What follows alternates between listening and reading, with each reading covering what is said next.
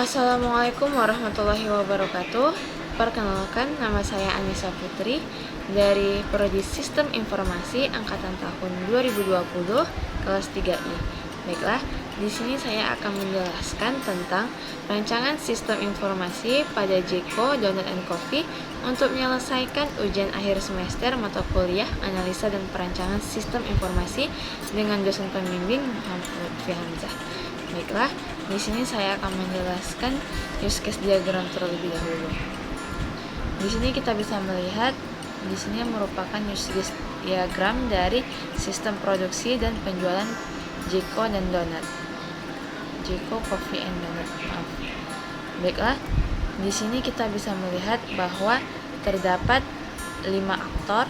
Aktor yang pertama store manager, aktor yang kedua produksi tim, aktor yang ketiga kru, aktor yang keempat kasir, aktor yang terakhir atau yang kelima pelanggan.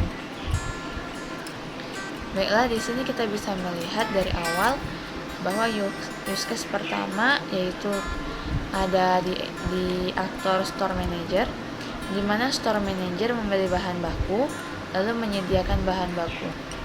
Nah, ketika store manager menyediakan bahan baku, store manager akan membuat laporan penjualan. Selanjutnya akan diteruskan oleh produksi tim, di mana produksi tim akan mengolah bahan baku, loading produk, serta pengemasan produk siap jual. Di sini produksi tim berfungsi dalam mengubah bahan-bahan yang telah disediakan store manager menjadi sebuah produk yang bisa dijual oleh perusahaan. Selanjutnya kru. Di sini kru akan menyediakan dan menawarkan produksi siap jual yang telah dibuat oleh produksi tim. Di sini pelanggan bisa memesan pesanannya, lalu kru akan mempacking pesanan yang telah dipesan oleh pelanggan. Selanjutnya kasir akan menghitung harga yang telah dipesan oleh pelanggan. Lalu pelanggan akan membayar pesanan tersebut. Lalu kasir akan membuat bukti pembayaran. Nah, di bukti pembayaran ini kasir bisa membuat laporan penjualannya, apa yang keluar atau pemasukan pada penjualan tersebut. Baiklah, selanjutnya sequence diagram Jeko, Donut and Coffee. Di sini kita bisa melihat terdapat 3 aktor. Yang pertama pelanggan, kru, dan kasir, dan terdapat 2 objek, yaitu mesin pembayaran dan transaksi. Nah, di sini kita bisa melihat bahwa pelanggan melakukan interaksi, yaitu memesan produk terlebih dahulu. Lalu disambung oleh kru dengan kru mempacking pesanan yang telah dipesan oleh pelanggan. Selanjutnya, kasir menghitung harga pesanan tersebut menggunakan mesin pembayaran. Nah, di sini kita bisa melihat bahwa terdapat anak panah yang kembali ke pelanggan. Mengapa kembali ke pelanggan? Karena mesin pembayaran akan mengeluarkan hasil harga yang harus dibayarkan oleh pelanggan. Nah, di bawahnya kita bisa melihat lagi bahwa pelanggan akan membayar pesanan tersebut dan mesin pembayar akan merecord pesanan tersebut dan terjadilah sebuah transaksi yang akan disimpan. Nah, selanjutnya activity diagram. Di sini agak panjang karena di sini terdapat 2 sistem. Yang pertama sistem produksi dan sistem penjualan. Kita mulai dari sistem produksi terlebih dahulu.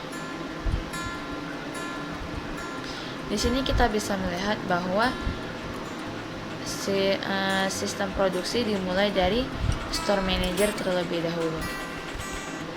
Dimulai dari store manager, di mana store manager ini membeli bahan baku yang akan disediakan oleh perusahaan, yang mau disediakan oleh perusahaan.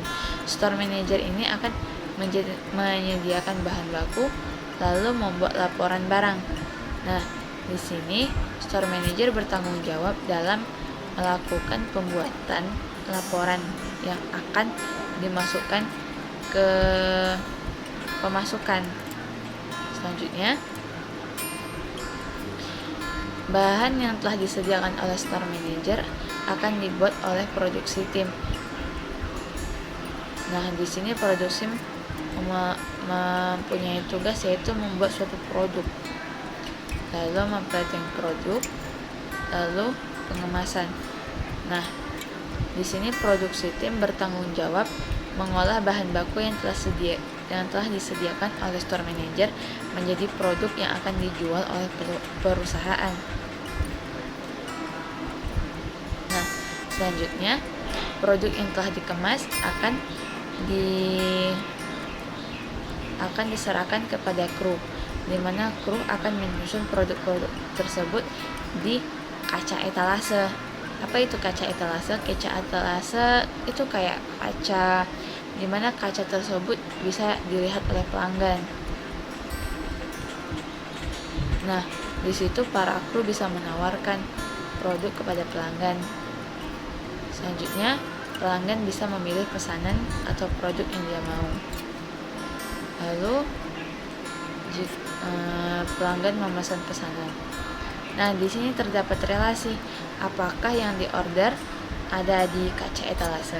Jika tidak, maka apa yang dimau oleh pelanggan akan diproduksi lagi oleh produksi tim. Ulang lagi dari membuat produk, produk, pengemasan, hingga langsung ke kru bisa menyediakan produk etalase apakah produk tersebut cocok dengan apa yang dimaukan oleh pelanggan. Nah, lalu pelanggan bisa memesan pesanan tersebut kembali. Jika order yang ada di kaca etalase, kru bisa langsung mempacking pesanan tersebut, lalu kasir menghitung harga pesanan. Selanjutnya, pelanggan bisa melakukan pembayaran sesuai dengan yang telah dihitung oleh kasir. Nah, kasir akan membuat bukti pembayaran, lalu pelanggan akan menerima bukti pembayaran dan menerima pesanan. Nah, di sini kita bisa melihat bahwa kasir akan membuat laporan penjualan. Oke, next, selanjutnya saya akan menjelaskan kelas diagram, analisis dan perancangan sistem informasi, G-Coordinate, dan Coffee. Di sini kita bisa melihat bahwa terdapat sekitar 8 kelas. Ada store manager, produksi tim, kru, pelanggan, pesanan, produk, dan kasir. Nah, kita jelaskan terlebih dahulu. Yang pertama, store manager. Kita bisa melihat bahwa store manager memiliki dua atribut. Yang pertama, ID store manager dan nama store manager. Nah, ID store manager tersebut merupakan primary key dalam suatu kelas tersebut. Nah, dia yang akan menjadi pembedanya. Lalu, store manager ini memiliki fungsi atau metode. Yang pertama, membeli bahan baku, menyediakan bahan baku, dan edit laporan pembelian. Selanjutnya kita langsung ke kelas produksi tim, di mana produksi tim memiliki atribut ID, atribut tim, bidang, dan nama, dan memiliki metode membeli bahan baku, menyediakan bahan baku, dan edit laporan pembelian. Selanjutnya kru memiliki atribut ID kru, atau teman-teman bisa menambahkan dengan nama kru, bisa juga nama kru. Terus metodenya atau fungsinya menyediakan produk, menawarkan produk, dan packing pesanan. Selanjutnya pelanggan. Nah, di sini kita bisa melihat bahwa pelanggan memiliki atribut antara lain ID pelanggan, nama pelanggan, nomor HP, dan alamat.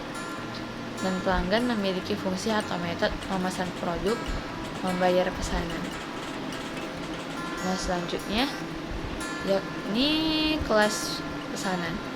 Nah, di pesanan ini kita bisa melihat bahwa terdapat gabungan antara beberapa ID, yaitu ID pesanan tersendiri, ID pelanggan, dan ID produk. Karena di pesanan ini akan terdapat produk yang dipesan oleh pelanggan. Selanjutnya kelas produk. Nah, di sini kita bisa melihat bahwa produk memiliki atribut ID produk, nama produk, dan harga produk. Baiklah, selanjutnya kasir. Nah, di sini kita bisa melihat bahwa kasir memiliki atribut antara lain ID kasir dan nama kasir. Selanjutnya fungsi atau metode yaitu menghitung pesanan dan edit laporan pengeluaran. Selanjutnya yang terakhir yaitu kelas struk pembayaran. Nah, di sini kita bisa melihat bahwa terdapat atribut ID pembayaran, ID pesanan, dan total pembayaran. Baiklah, sekian dari penjelasan saya pada kali ini. Jika ada kesalahan, saya mohon maaf. Akhirul kalam. Assalamualaikum warahmatullahi wabarakatuh.